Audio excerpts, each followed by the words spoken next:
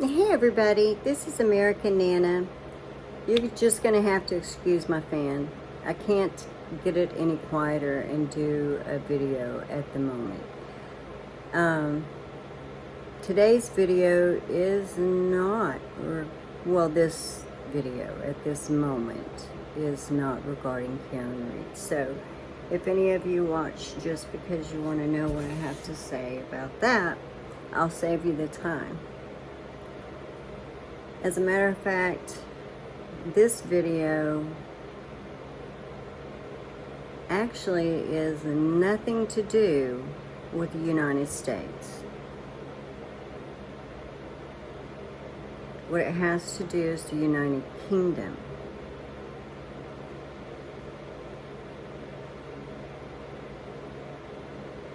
And I'm going to hope that I do it as respectfully as possible.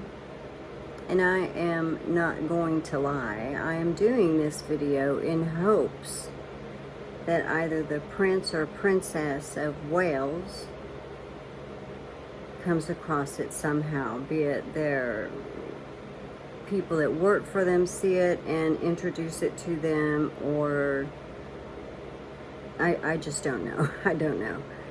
I know that I'm not dressed to be addressing such royalty. So you'll also have to excuse my appearance. The other thing you have to please excuse is being an American. I don't really know how to properly address royalty in the UK. That doesn't mean that I don't have respect for the royalty in the UK. I don't know a whole lot about the government there. I'm going to be honest. The UK has always fascinated me. I've always wanted to go there, and I've always wanted to see the old castles. The history that is there just intrigues me.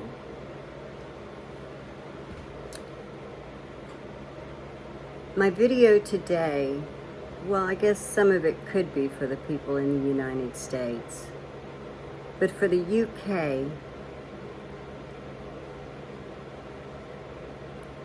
I hope you hear me.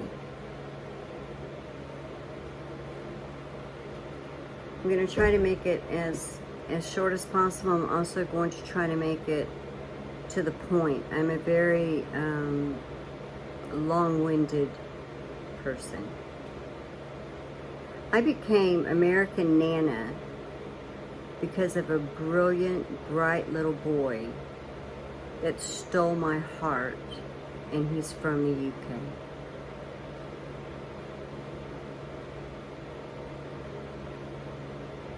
His name is Corey Stovell. To many, he's Captain Corey. His life was cut short because he suffered from HLHS. He underwent many procedures and survived. He suffered great trauma from those procedures.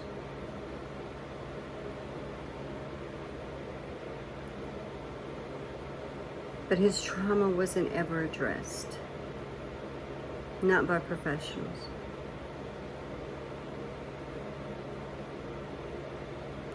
His mom, Pixie, literally had to be his everything. And when you are 11 years old and you know that you are dying, can't you imagine that you need someone besides a parent to talk to about some of your fears? Because some of your fears will be for leaving that parent behind, or parents.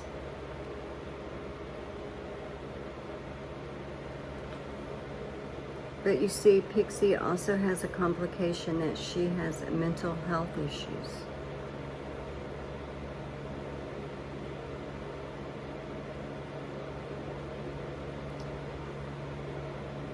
Corey set sail a year ago in July 23rd, July 9th, 2023.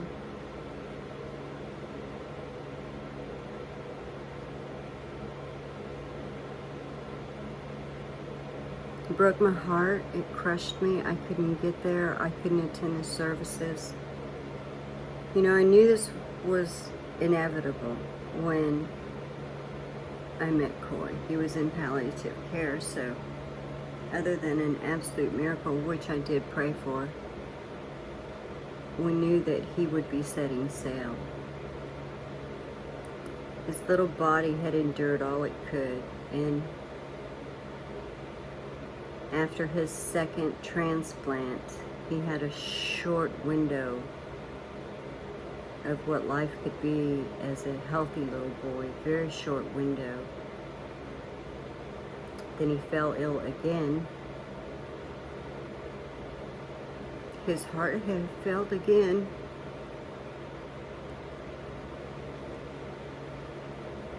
After the second transplant, he actually begged his mom to never ever make him go through that again. He would rather die.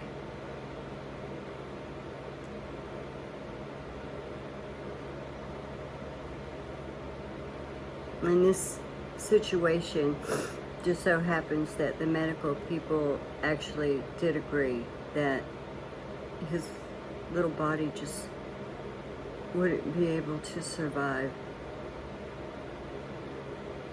another surgery, as you in the UK call it, another time in the, oh, I forget, see, it was right, sometimes things will be right, theater, you call it a theater and we call it surgery. I can go on and on about this, but the bottom line is neither of them were given the mental help that they needed.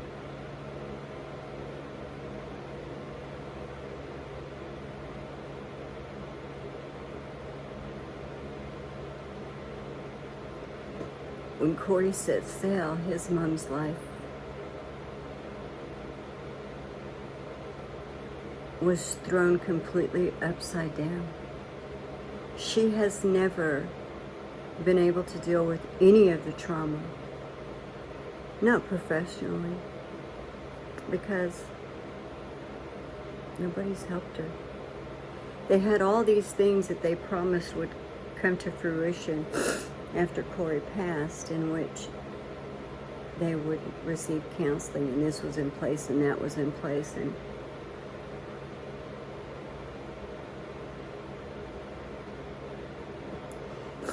it never happened. Last week she started suffering some massive pains in her chest, and she was taken to, I believe it's A&E. Their triage is like our emergency room. However, from what I understand, you remain in the triage until they have decided that you need to be admitted to the hospital. And if they take 2 days to decide that, then for 2 days you'd be in the emergency room. It's baffling, to say the least.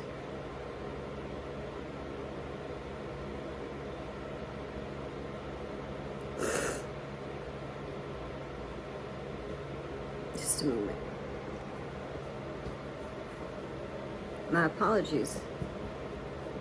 I try really hard to not get emotional, but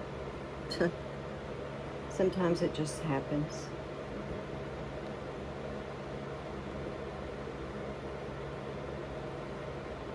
So she ended up calling the ambulance, and They took her to, I believe it was A&E. And I believe it was the very next day they sent her home. She had never actually been admitted, though. She was still in pain. And at home, she has a 6-year-old daughter. Her husband was gone. But the hospital released her.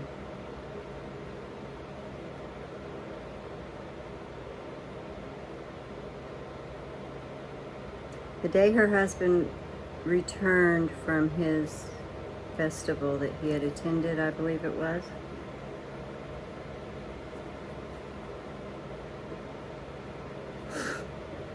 they had to call the ambulance again.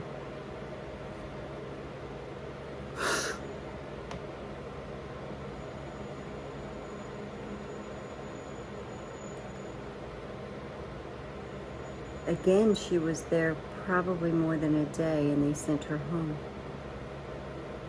I'm not going to say what they gave her when they sent her home, but from what they gave her, apparently they feel there's a problem. But yet they sent her home again.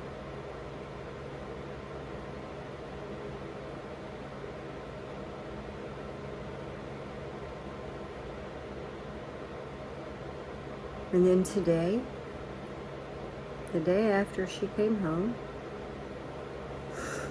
they had to call the ambulance yet again. And that's where she is now. Even when Corey passed, I spoke to his mom, Pixie, every day.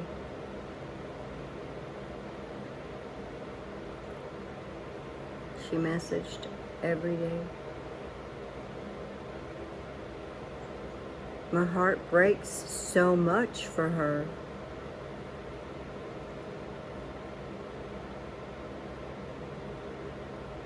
And the only question that just keeps gnawing at me, and I mean absolutely no disrespect to the prince or princess of Wales,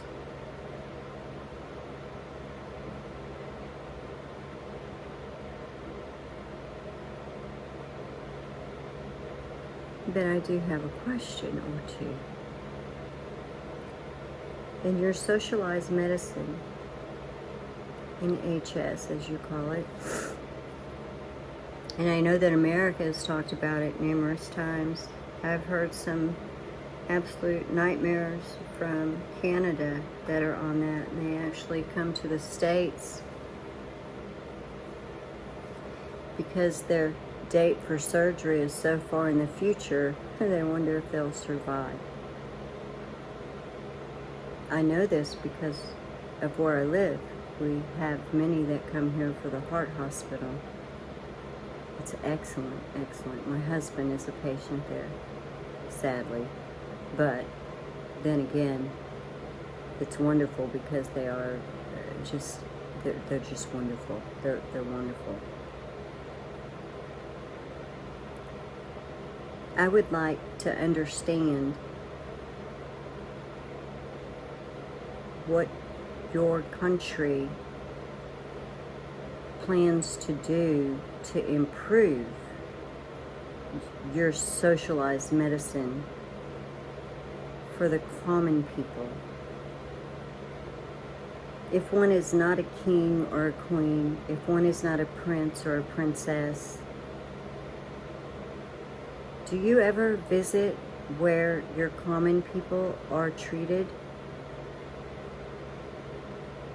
Do you ever see their suffering and the lack of help and nowhere to go?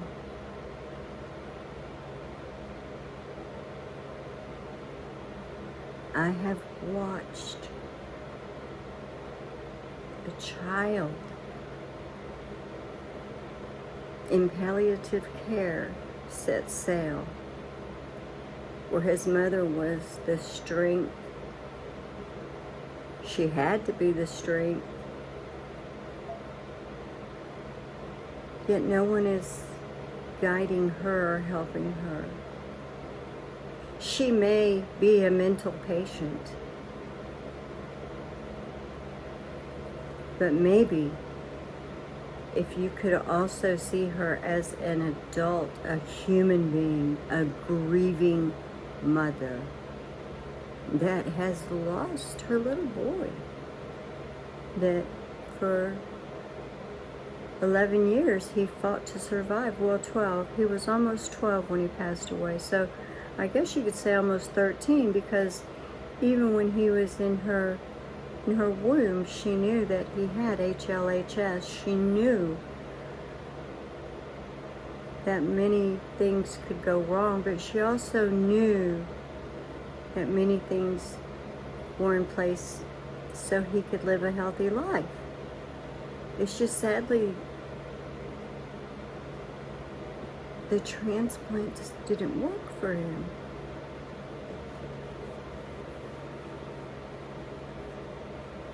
You see, Pixie went through years of feeling that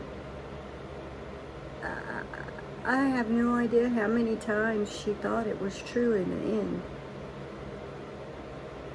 She's been on this vicious cycle since his birth.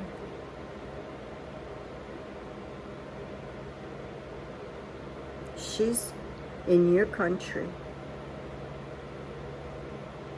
She's not getting help. She's suffering so badly.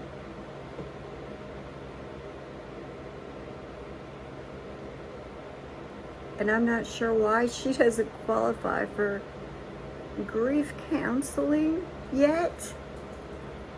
That's horrific to me.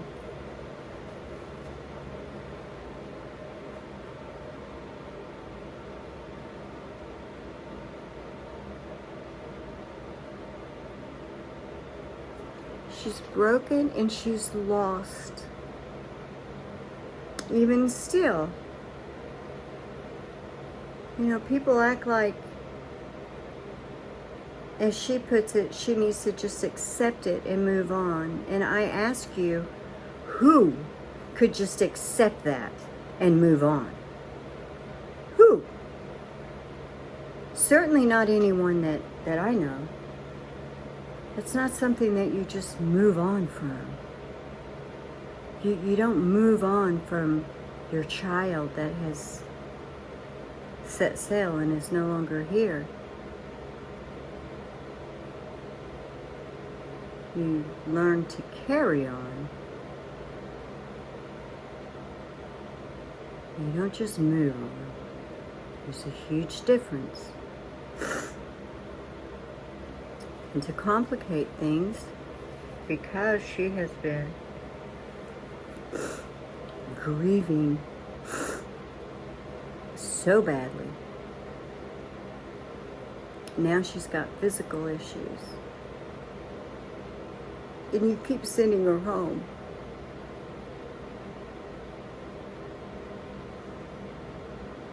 At what point does your socialized medicine think, oh my goodness, we may have a real problem.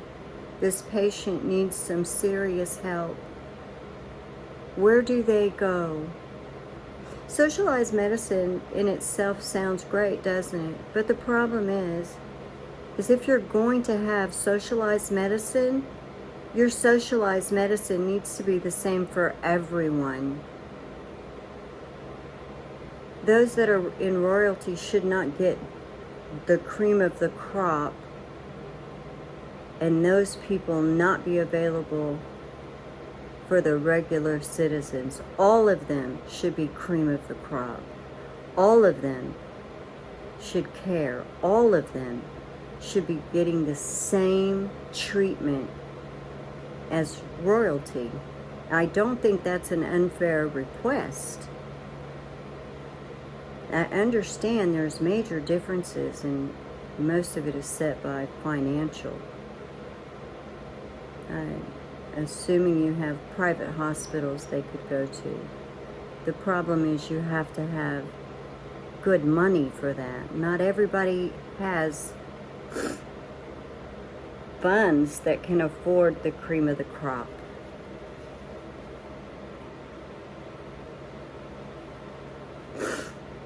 So I ask you, why don't you have some way to monitor your patients, realize there is a serious problem that you possibly aren't big enough to handle, and call in the cream of the crops?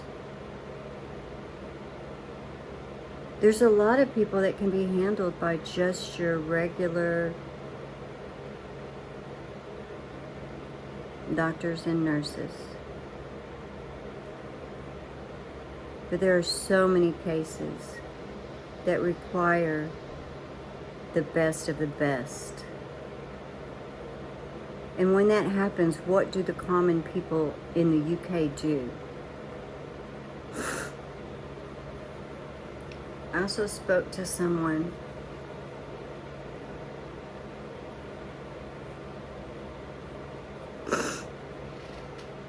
from the UK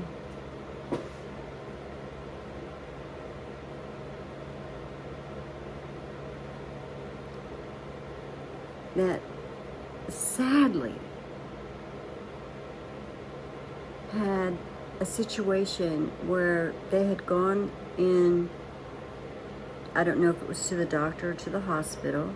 I know that they had, I believe it was a kidney infection. And while there, in the presence of the nurse or the doctor, my friend said, let them know she was having some very bad chest pains. The response that she got from the people giving medical care was, which one hurts worse? Because we can only treat one thing today.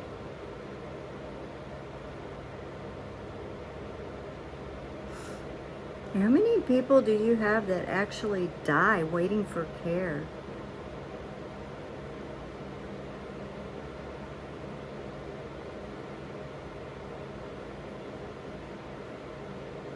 I don't know what else to say, and I'm sure that I'll come up with something because I'm a big mouth.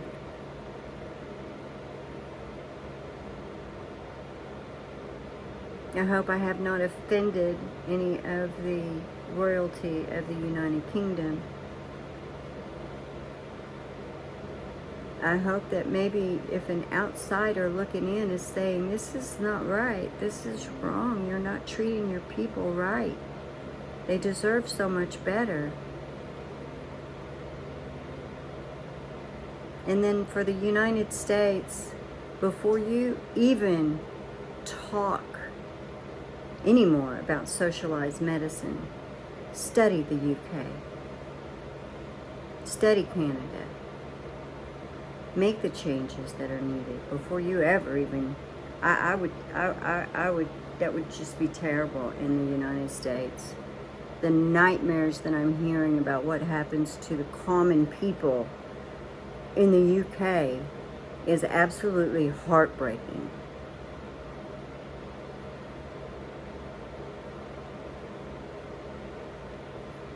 I'm going to leave that there because I really am very emotional, and I have been very emotional for days now. I'm very worried for my friend, and she's not just my friend. She's someone that I love. She's someone that I hope one day to meet. Whether she comes here or I go there, I hope one day to actually meet her. It doesn't change how much I love her. Doesn't change that although I never got to meet Corey in person, his loss will forever have left a wound in my heart.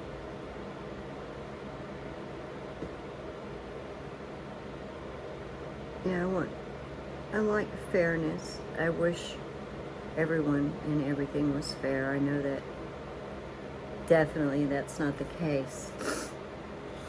I learned that at a very young age. Life is not fair.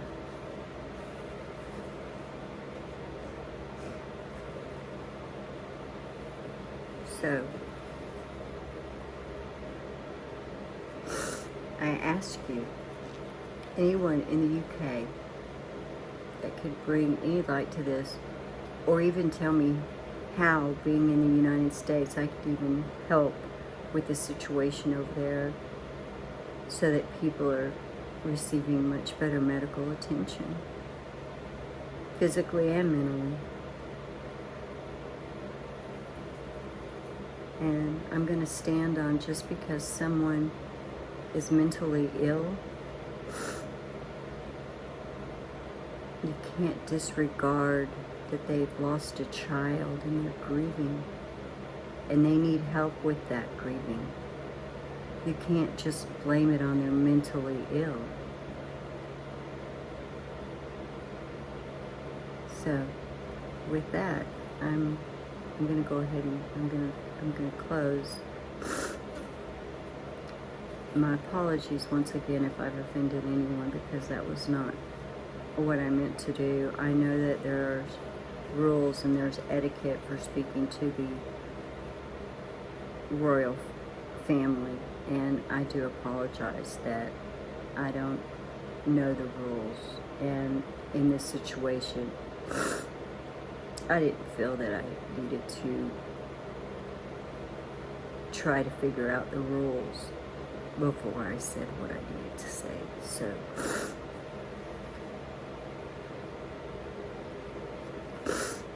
I'm going to leave that there, and I'm going to hope someone who can make a difference in her life sees this video.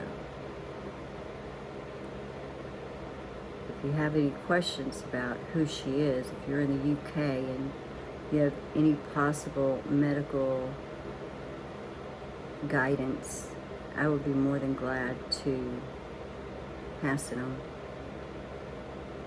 or tell you who she is. I just want someone to help her. Please, somebody help her. Please.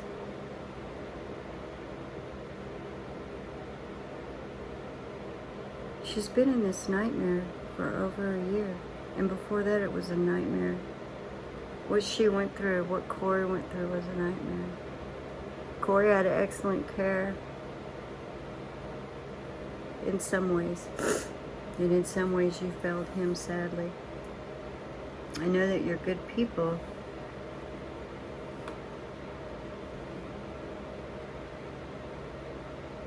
But please, I hear